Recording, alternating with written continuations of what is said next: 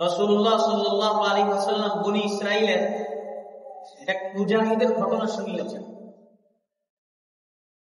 যে অমুক মুজাহিদ 1000 মাস জিহাদ করেছে।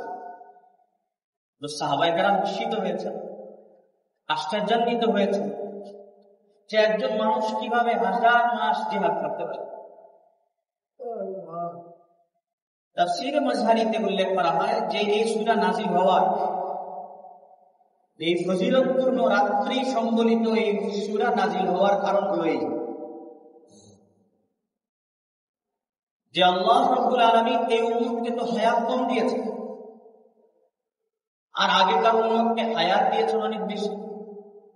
তাই তারা 1000 মাস ইবাদত করতে পারত এবং 1000 মাস চাইলে জিহাদও করতে পারত। কিন্তু এই উম্মতের হায়াত যেতে হলো 60-70, যার কারণে এই উম্মত কিভাবে ইবাদত করে, যেহেতু শ্রেষ্ঠ উম্মত বলা হয়েছে, তাহলে এই উম্মত ইবাদত করে কিভাবে এই অল্প সময়ের ভিতরে ইবাদত দ্বারা অন্য 1000 বছর জীবিত থেকে যে সকল উম্মত ইবাদত করে গেছেন তাদের থেকে শ্রেষ্ঠত্ব লাভ করতে পারে। আল্লাহ তাআলা এই কারণে এই উম্মতকে রাত্রি দান করেছেন। তাফসীরের কিতাবগুলোতে এও উল্লেখ করা হয় যে রাসূলুল্লাহ সাল্লাল্লাহু আলাইহি ওয়াসাল্লাম সাহাবায়ে কেরামকে উদ্দেশ্য করে একদিন বনী ইসরাইলের এক ব্যক্তির ইবাদতের কথা উল্লেখ করেছিলেন, যে বনী ইসরাইলের ওই ব্যক্তি 1000 মাস আল্লাহ তাআলার ইবাদত করেছে। তো এত সাহাবায়ে কেরাম বিস্মিত হয়েছেন যে আমাদের হায়াত হলো সামান্য কয়েকদিন, কয়েক বছর, সেখানে আমরা এই সামান্য সময়ের ভিতরে ইবাদত করে কিভাবে আগেকার উম্মতের, এত দীর্ঘজীবী উম্মতের ইবাদতের চেয়ে আমাদের ইবাদতকে শ্রেষ্ঠত্বের জায়গায় পৌঁছাতে পারে। এই মর্মে এই প্রেক্ষিতে এই সূরা নাযিল হয়েছে। এই সূরাতে আল্লাহ তাআলা বলেন, ইন্না আনজালনাহু ফী লাইলাতিল কদর। আল্লাহ তাআলা বলেন, আমি কোরআনে কারীমকে লাইলাতুল কদরে নাযিল করেছি। ওমা আদরাকা মা লাইলাতুল কদর। লাইলাতুল কদর সম্পর্কে আপনার কি আইডিয়া আছে, কি ধারণা আছে? এটি হলো এমন এক রাত, লাইলাতুল কদরি খায়রুম মিন আলফি শাহর, এমন এক রাত যে রাতের ইবাদত 1000 মাসের ইবাদতের চেয়েও শ্রেষ্ঠ। এই রাতের একটা বড় ফজিলত হলো এই যে জিবরিল আলাইহিস সালাতু ওয়াস সালাম ফেরেশতাদের বহর নিয়ে এই রাতে দুনিয়ায় আগমন করে এবং এসে দুনিয়ায় যে দাঁড়িয়ে বসে যে অবস্থায় আল্লাহ রাব্বুল আলামিনের ইবাদতে লিপ্ত আছে, আল্লাহ তাআলার জিক্র আজকারে মশগুল আছে, ওই বান্দাদের জন্য রহমতের দোয়া করে। আল্লাহ তাআলা বলেন, তানাজ্জালুল মালাইকাতু ওয়ার রূহ। রূহুল আমিন দ্বারা উদ্দেশ্য হযরত জিবরিল আলাইহিস সালাতু ওয়াস সালাম। শুধু তিনি অবতরণ করেন এমন নয়, বরং তিনি সহ ফেরেশতাদের এক বড় জামাতকে নিয়ে তিনি আগমন করেন এবং সবাই মিলে এই রাতে যারা ইবাদত করে তাদের জন্য আল্লাহ রাব্বুল আলামিনের কাছে রহমতের দোয়া করতে থাকে। এই দোয়া, রহমতের এই দোয়ার পরিবেশটা চলতে থাকে ফজর উদিত হওয়া পর্যন্ত। সালামুন হিয়া হাত্তা মাতলাইল ফজর।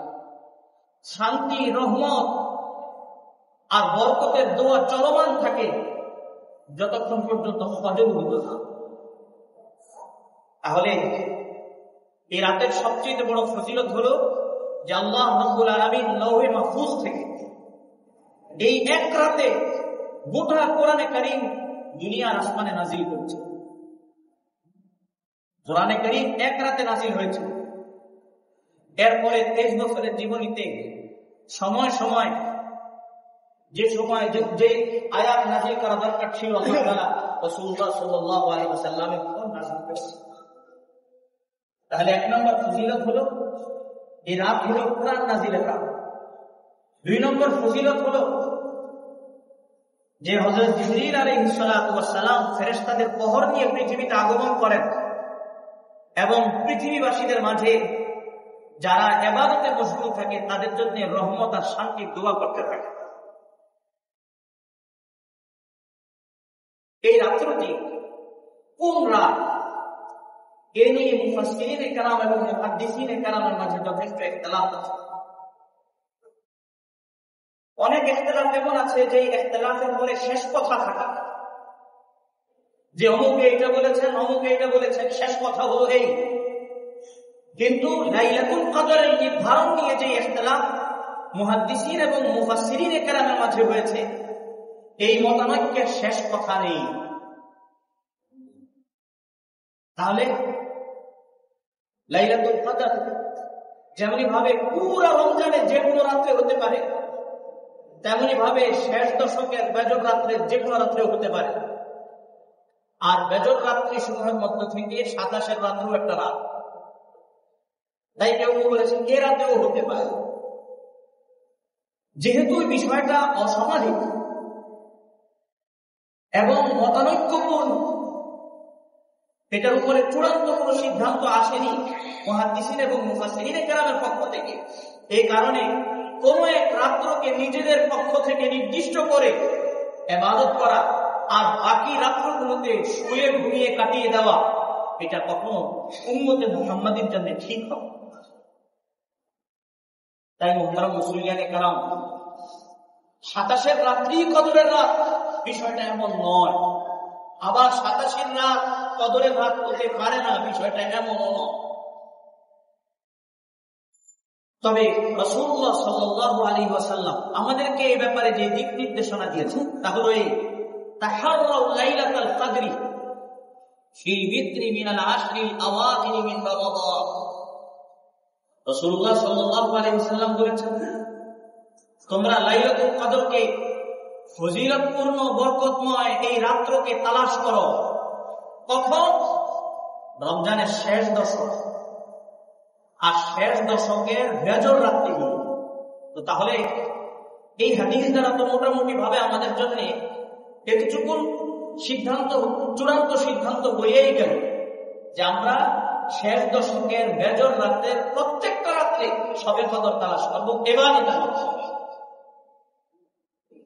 সেই হিসেবে আজকের যে রাতটা আসতেছে, অর্থাৎ 20 রোজা অতিবাহিত হওয়ার পরে 21 রোজার যে রাত্র, এই রাত্রিটা গুরুত্বপূর্ণ। আমরা আজকের রাত্রে রাত জেগে ইবাদত করতে পারি শবে কদর পাওয়ার আশায়। এমনি ভাবে 23, 25, 27, 29 এই 5 রাত্রে 21, 23, 25, 27, 29 এই 5 রাত্রে আমরা কদর, লাইলাতুল কদরের তালাশ করব। এত ইখতিলাফের পরেও, এত মতানৈক্যের পরেও মোটামুটি ভাবে এতটুকু তো আমরা করতে পারি যে শেষ দশকের, যে শেষ দশক এখন আমাদের সামনে বাকি আছে, এই শেষ দশকে আমরা বেজর রাত্রিগুলো কাজে লাগাই। ইবাদত বন্দেগীর ভিতরে, জিক্র ও আজকারের ভিতরে কোরআনে কারীমের তেলাওয়াতের মধ্য দিয়ে এবং তওবা, সালাতুত তাসবিহ ও সালাতুত তাওবার মধ্য দিয়ে আমরা এই রাতগুলো কাটাতে পারি এবং আল্লাহ রাব্বুল আলামিনের কাছে আশা রাখতে পারি যে আল্লাহ তাআলা আমাদেরকে কদরের ফজিলত দান করবেন। রাসূলুল্লাহ সাল্লাল্লাহু আলাইহি ওয়াসাল্লাম হাদিসে ইরশাদ করেছেন এই রাতের ফজিলত সম্পর্কে, মান কামা লাইলাতাল কদরি ঈমানান ওয়া ইহতিসাবা গুফিরা লাহু মা তাকাদ্দামা মিন যানবি। যে ব্যক্তি সওয়াবের আশা, বিশ্বাস নিয়ে এই রাতে ইবাদত করবে, তো আল্লাহ তাআলা তার গুনাহগুলো ক্ষমা করবেন। আমরা চাই না আমাদের গুনাহ ক্ষমা হোক, চাই, কিন্তু মন মতো চাইলে তো হবে না। কোন একটা নির্দিষ্ট রাতকে নির্দিষ্ট করে নিলাম, নির্ধারণ করে নিলাম ইবাদতের জন্য, কোন একটা দিনকে ইবাদতের জন্য খাস করে নিলাম, এমনটা না হয়ে রমজানের শেষ দশকের বিশেষভাবে শেষ দশকের যে বেজর রাতগুলো, এই রাতগুলোকে আমরা কাজে লাগাই। এই রাত্রিগুলোতে ইবাদত করে এবং শেষ দশকে ইবাদত করে রমজান ও লাইলাতুল কদরের অর্জনের, সওয়াব, বরকত, রহমত অর্জনের অন্যতম একটা মাধ্যম হলো ইতিকাফ, শেষ দশকের ইতিকাফ। ইতিকাফ শব্দের অর্থ হলো কোথাও এক জায়গায় বসে যাওয়া, স্থির হয়ে যাওয়া। শরীয়তের পরিভাষায় যে ইতিকাফ আমরা জানি, এই ইতিকাফ 3 ধরনের। এক হলো ওয়াজিব ইতিকাফ, 2 নম্বর হলো সুন্নত ইতিকাফ, 3 নম্বর হলো নফল ইতিকাফ। ওয়াজিব ইতিকাফ যেমন আল্লাহর কোন বান্দা বলল, মান্নত করলো এই মর্মে যে আল্লাহ আমার অমুক কাজটা যদি হাসিল হয়ে যায়, আমি যদি অমুক জিনিসটা অর্জন করে ফেলতে পারি, তো তাহলে 1 দিন বা 2 দিন বা অমুক দিন থেকে অমুক দিন অথবা অমুক সময় থেকে অমুক সময় পর্যন্ত আমি আল্লাহর ঘরে ইতিকাফ করব। তো তাহলে এটা হলো ওয়াজিব ইতিকাফ, মান্নতের ইতিকাফ। আরেক ইতিকাফ হলো সুন্নত ইতিকাফ। সুন্নতের ভিতরে আবার 2 ধরনের। এক হলো ইতিকাফ সুন্নতে মুআক্কাদার ইতিকাফ, আরেক হলো ইতিকাফ সুন্নতে যায়েদা তথা নফল ইতিকাফ। নফল ইতিকাফের জন্য কোন দিন তারিখ নির্ধারিত নেই, কোন সময় ক্ষণ নির্ধারিত নেই। অমুক সময় অমুক দিনে অমুক মাসে অমুক রাত্রে করতে হবে। এক আল্লাহর বান্দা ফজরের নামাজ পড়তে আসছে, তো ফজরের নামাজ পড়ে সে মসজিদে অবস্থান করছে ইশরাক পর্যন্ত, যে আমি ইশরাকের নামাজ পড়ে তারপরে মসজিদ থেকে বের হব। তো তাহলে কতক্ষণ সময় সেই মসজিদে থাকার ইতিকাফের সওয়াব। একজনে মসজিদে ঢোকার সময় নামাজ পড়ার নিয়তে ঢুকেছে, কিন্তু জুমার নামাজে অথবা জোহরের নামাজে মসজিদে ঢোকার সময় ইতিকাফের নিয়ত করে, তারা নফল ইতিকাফের সওয়াব পায়।